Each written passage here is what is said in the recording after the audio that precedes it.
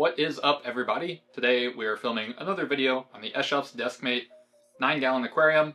I keep filming these videos at night, so the lighting is going to be like this. Not too shabby, but hopefully I can start filming a little more in the afternoon before it gets too dark. That way you guys can get slightly better lit video. Going over this tank, we do have several 3D printed accessories that I want to talk about today. One of those being a random flow generator. So this right here is a random flow generator. You can find several of these online on sites like Thingiverse, Printables, MakerWorld, etc. There are brands like Vivid Creative Aquatics or VCA that sell these, and they make these out of materials like TPU and even PETG in some instances. In this case, we've used TPU. Now I have used PETG before, which is reef safe.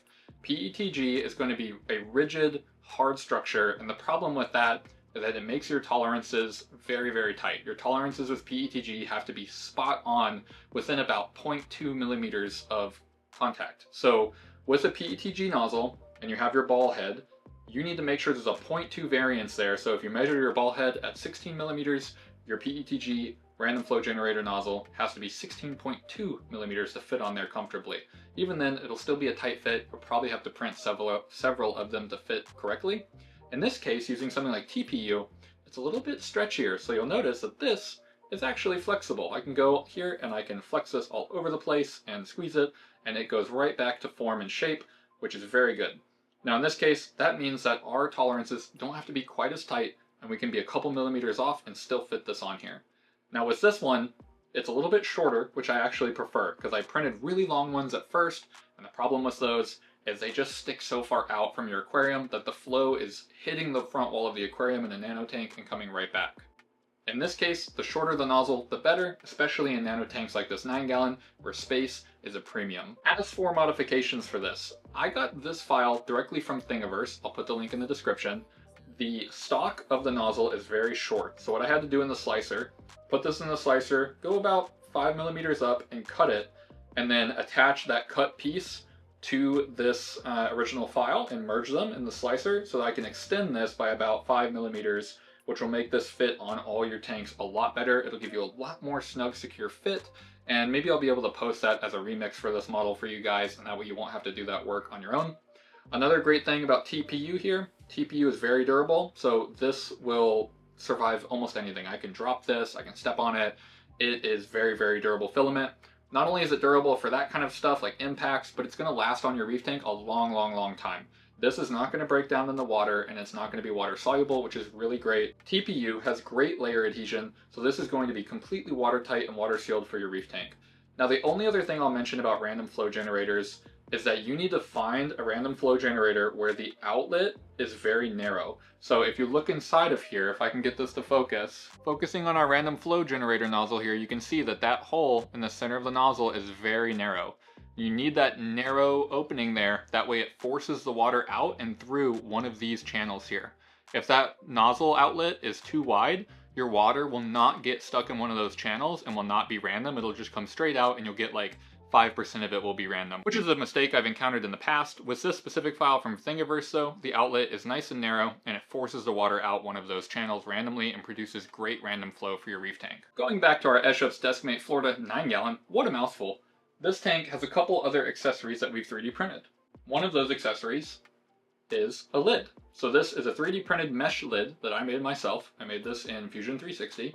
What this actually is, it prints laying down like this, and it prints the mesh first and the black part as well. So you do need a Bamboo Labs printer, like a P1S or a P1P, to be able to print this in 2 different colors. What this is clear PETG by Overture in the mesh, and opaque black PETG, bleh, it's gonna be so hard to say after like 1500 times. The black PETG can be any brand. I use Polymaker for my lid here. The reason I like Polymaker's PETG, it comes out very, very matte. PETG normally has this very shiny finish. This is the closest PETG that I've found that comes out to a matte finish when printed at full speed on the P1S.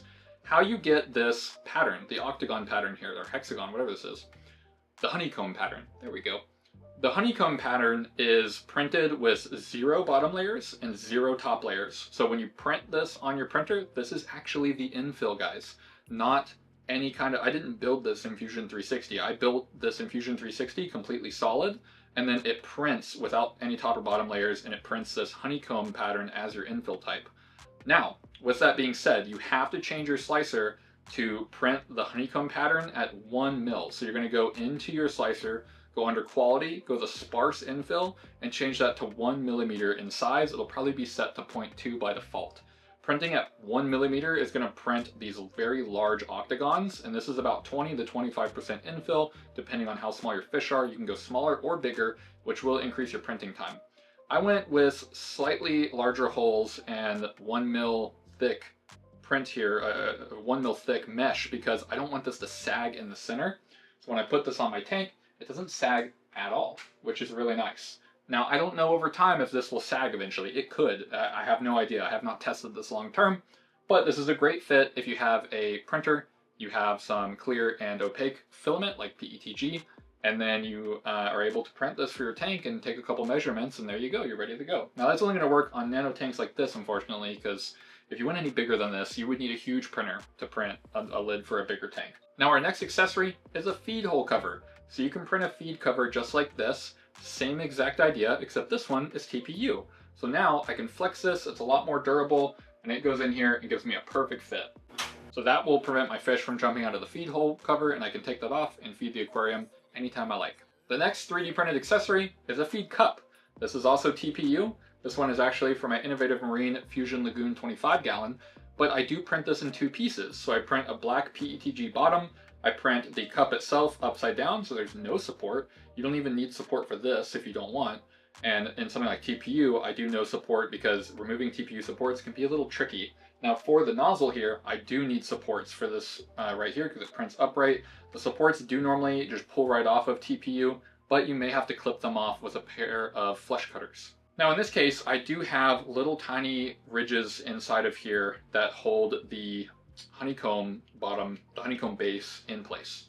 This allows for a really structurally strong feed cup that I can print in 2 pieces. It looks very nice and it's really, really functional for my larger aquarium, which has a lot of fish in it. So I dumped like half a cube of food in here and just let it thaw, and they just go crazy for it. Now you can turn off your pump and do a feeding like that, which I do as well. But I really like feed cups because you don't have to turn off the pump and the food just comes out of here after a couple seconds and comes out of here more gradually, and the fish can enjoy it that way. The next thing I like to 3D print is what I call coral cakes. Coral cakes are these frag racks that are made out of PETG and are printed to hold your frag plugs. In this case, you have to print them 100% solid in PETG, and that way they stay at the bottom of your aquarium. The frag plugs will hold them down if they're not 100% solid, but if you want to just put like 1 frag plug on there, having it 100% solid really helps for it to stay in your aquarium. As you can see, these hold my frag plugs from Reefing Art, which not sponsored, I just bought them on Amazon. And then I printed these myself. I measured the plugs with my calipers, put them in Fusion 360, and then made this pattern that holds them all where they're all touching. So when I do something like zoanthids, they can grow from the center plug to the outer plugs. This also prints with no support, and it prints upside down, just like this. So when you print this bad boy, you don't need any support. It will be slightly rough on the finish there. Now, the reason that I don't mind it being rough on the finish on the bottom is because that's what you're gonna wiggle into your sand beds. You're never gonna see that. Now, if you care about that and you want it to look perfectly pretty, you can use tree supports and they come off like a breeze on something like a Bamboo Labs printer.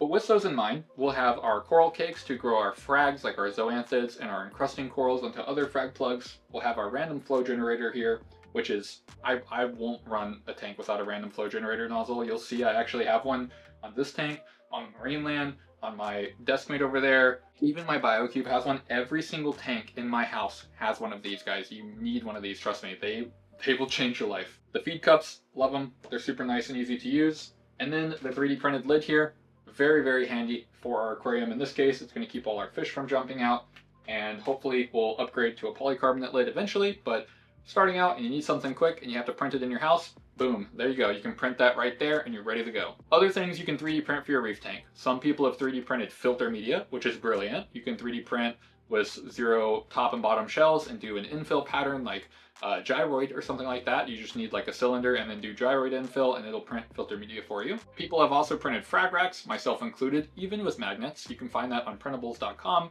Search Nano Reef Freak Frag Rack and you'll be able to find my magnetic frag rack files there and print it for yourself. Another product people 3D print is light shades for your aquarium lights. I haven't printed those myself, but maybe someday we'll make one of those for the channel. And I've even seen people use 3D print applications to print something like a yellow tang to prevent aggression in the aquarium.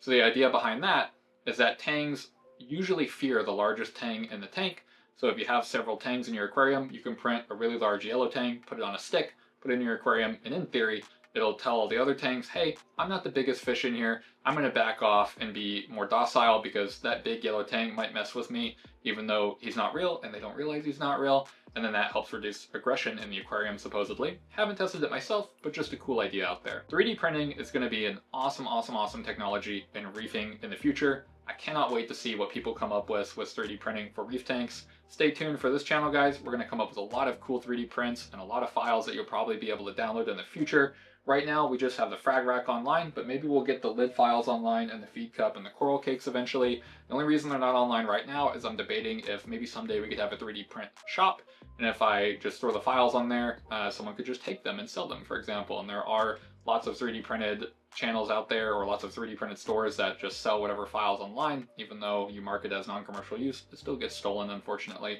So for right now, these files are just my personal ones, except for the random flow generator, of course. This is from Thingiverse, link in the description below. Anyways, guys, thank you so much for watching. We're going to do a whole series on this Eshopps Deskmate Florida 9-gallon, so stay tuned for that. It's going to be our primary focus for the month of October. We're going to try and do a video a day, so please subscribe and like this video if you can. That helps me out a ton. We'll be making more videos about this tank specifically, such as adding livestock to it and adding a light, so please stay tuned for those. And we're also going to talk more about the technology that we're putting in this tank and the equipment that we're using in future videos. So I look forward to seeing you all on the next one.